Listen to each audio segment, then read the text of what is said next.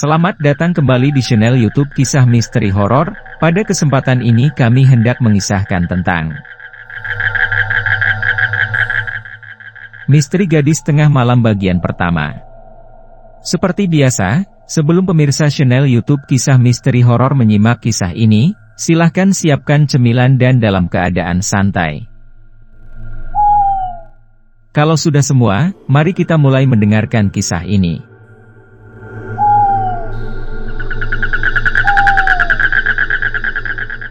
Sejak tadi suara itu mengganggunya. Suara seorang perempuan yang penuh desah kemanjaan itu, seakan memanggil Norman beberapa kali. Dahi Norman berkerut, hatinya bimbang dengan pendengarannya.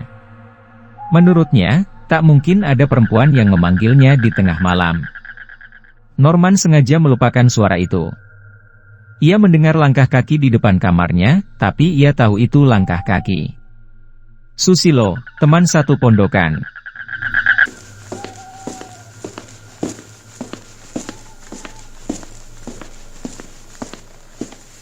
Ia bergegas membuka pintu kamarnya dan memanggil Susilo yang hendak masuk ke kamar sebelah. "Sus, jam berapa ini?" tanya Norman. "Setengah satu kurang," jawab Susilo sambil membetulkan celananya. Agaknya ia habis dari kamar mandi untuk buang air. Susilo justru berkata, "Kau sendiri kan punya arloji, masa masih tanya aku? Arlojiku mati." Sebentar, Sus." Norman keluar dari kamarnya, tidak sekadar melongokkan kepala. Ia mendekati Susilo yang berdiri di ambang pintu kamarnya sendiri. Dengan nada herbisik Norman bertanya, "Sus, kau tadi waktu ke kamar mandi melihat ada perempuan di sekitar sini? Maksudmu?" Susilo berkerut dahi. "Aku mendengar suara perempuan di samping kamar, lah seakan memanggil-manggil aku." "Prek." "Mungkin," jawab Susilo seenaknya. Norman hanya mendesah. "Aku serius, Sus. Dari tadi aku tidak bisa tidur karena mendengar suaranya." Susilo berpikir sejenak, tubuhnya bersandar pada kusen pintu. Seingatnya, waktu ia ke kamar mandi, ia tidak melihat sekelebat manusia. Pondokan itu sepi. Maklum sudah lewat tengah malam. Beberapa mahasiswa yang kos di situ kebanyakan sudah tidur. Kalau toh ada, mereka pasti di dalam kamar menekuni bukunya. "Menurutku, kau hanya terngiang-ngiang cewekmu saja," kata Susilo. "Maksudmu, Arni?" Suara Arni tidak seperti itu. "Kalau begitu, kau hanya mendengar suara hatimu saja. Halusinasi. Ngapain repot-repot memikirkan suara, kau kan bukan penata rekaman." Susilo masuk, menutup kamarnya. Norman mengeluh dalam menghela napas tipis. Ia berhenti sejenak ketika mau masuk ke kamarnya. Matanya memandang sekeliling. Pondokan itu amat sepi. Lengang. Denny yang biasanya masih memutar kaset sampai jauh malam, kali ini agaknya sudah tidur. Lampu di kamarnya telah padam. Lampu-lampu di kamar lain pun padam. Hanya ada dua kamar yang lampunya masih menyala, kamar Mahmud dan kamar Tigor. Mungkin mereka sedang menekuni materi ujiannya untuk besok. Tengkuk kepala meremang lagi, Norman bergidik. Badannya bergerak dalam sentakan halus. Karena, ketika ia masuk ke kamar dan hendak menutup pintu, ia mendengar suara perempuan dalam desah kemanjaan yang memanggilnya. "Norman! Norman!" Lampu kamar Norman sengaja diredupkan. Ia menyalakan lampu biru 10 watt sejak tadi. Menurut kebiasaannya, tidur dengan nyala lampu biru yang remang-remang membuat kesejukan tersendiri dalam hatinya. Namun, kali ini, kesejukan itu tidak ada. Yang ada hanya kegelisahan dari kecamuk hati yang terheran-heran atas terdengarnya suara panggilan itu. Angin malam lewat. Desaunya terasa menerobos dari lubang angin yang ada di atas jendela kamar. Suara itu terdengar lagi setelah 2 menit kemudian. "Norman! Datanglah!" Dengan berkerut-kerut dahi, Norman bangkit dari rebahannya. Suara itu seperti berada di luar jendela, pikir Norman. Kemudian, ia mendekati pintu jendela. Ingin membuka jendela, tetapi ragu. Hatinya berkata, tidak mungkin ada perempuan di luar jendela. Dari mana ia masuk? Pintu pagar dikunci. Tidak mungkin ia memanjat pagar. Kalau memang ada perempuan yang memanjat pagar, itu nekat namanya. Kemudian, telinga Norman agak ditempelkan pada daun jendela. Tapi yang didengar hanya suara desau angin, gemerisik dedaunan. Kamar Norman memang kamar paling ujung dari sederetan kamar kos-kosan itu. Di samping kamar, di seberang jendela itu, adalah sebidang tanah yang biasa dipakai olahraga.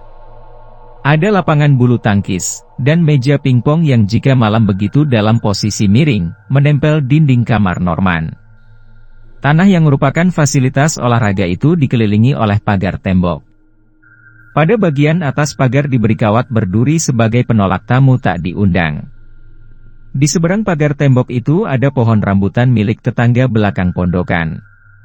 Sebagian daun dan dahan pohon itu menjorok ke halaman pondokan, meneduhkan bagi mereka yang bermain pingpong jika siang hari. Norman sudah 3 menit lebih berdiri di depan jendela, tetapi suara perempuan yang menggairahkan itu tidak terdengar lagi. Maka, ia kembali ke pembaringan dan merebahkan badan.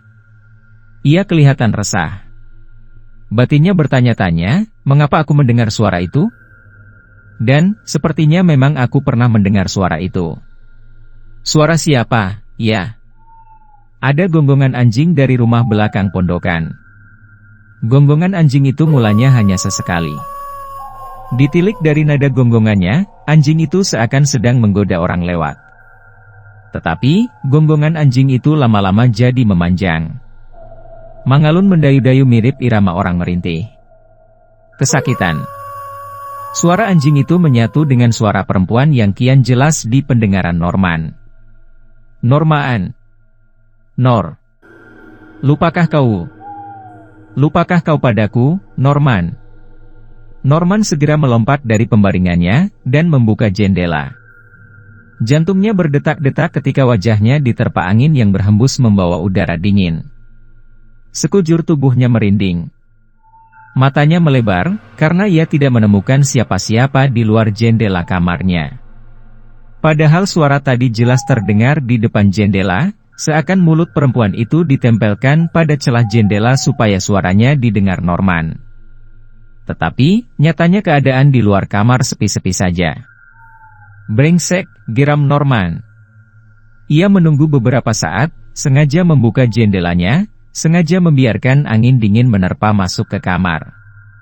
Suara perempuan yang penuh desah menggairahkan itu tidak terdengar lagi. Norman mengeluh kesal sambil duduk di kursi belajarnya. Ia menyalakan lampu belajar yang ada di meja kamar. Kamar menjadi terang. Cermin di depan meja belajar menampakkan wajahnya yang sayu. Pintu kamarnya tiba-tiba ada yang mengetuknya dengan lembut. Pelan sekali. Seakan pengetuknya sengaja hati-hati supaya suara ketukan tidak didengar penghuni pondokan yang lainnya. Norman melirik ke arah pintu. Membiarkan ketukan itu terulang beberapa kali. Lalu, ia mendengar suara perempuan di seberang pintunya. Normaan. Siapa? Tanya Norman dengan nada kesal, karena ia tahu bahwa suara perempuan yang mengetuk pintu kamarnya itu sama persis dengan suara yang mengganggunya sejak tadi. Tapi, karena tidak ada jawaban dari pengetuk pintu, Norman berseru lagi, "Siapa sih? Jawab dong." Aku siapa? Sebutkan." Norman sudah berdiri walau belum mendekat ke pintu. "Kiss me." Mata Norman jadi membelalak. Kaget. "Kiss me," gumannya dengan nada heran sekali. Ia mengenal pemilik nama itu, tapi ia sama sekali tidak menyangka kalau Kiss me akan datang, apalagi lewat tengah malam begini. Norman pun akhirnya bergegas membukakan pintu setelah ia sadar bahwa suara yang sejak tadi memanggilnya itu memang suara Kiss me. "Sebentar, Kiss," kata Norman, yang kemudian segera membukakan pintu.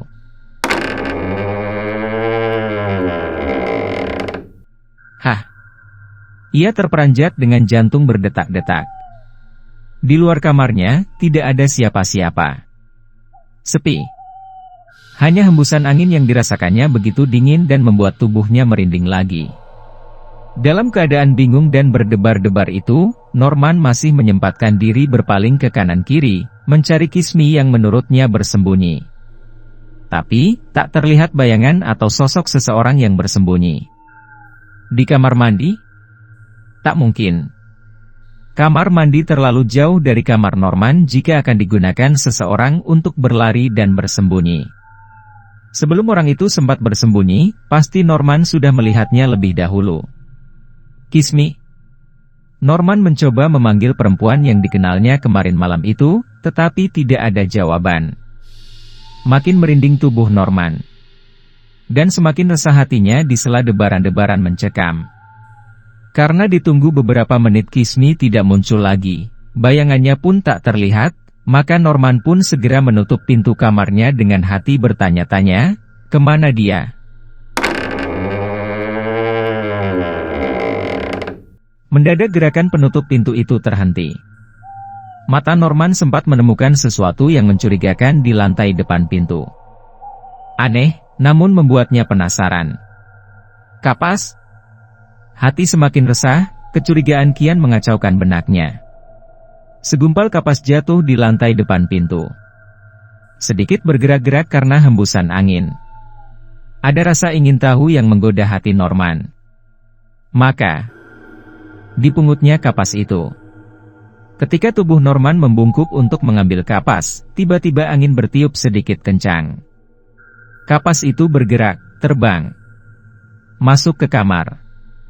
Gerakan kapas sempat membuat Norman yang tegang terperanjat sekejap. Pintu ditutup, dan kapas itu dipungutnya. Ia segera melangkah ke meja belajarnya, mencari tempat yang terang. Ia memperhatikan kapas itu di bawah penerangan lampu belajarnya. Para pecinta dan para subscriber YouTube Kisah Misteri Horor, tentu penasaran dengan kelanjutan kisah ini bukan? Silahkan ikuti bagian selanjutnya esok hari di waktu dan jam yang sama, dengan cara klik subscribe dan juga loncengnya, agar Anda selalu mendapatkan notifikasi jika channel YouTube ini mengupload video kisah terbaru.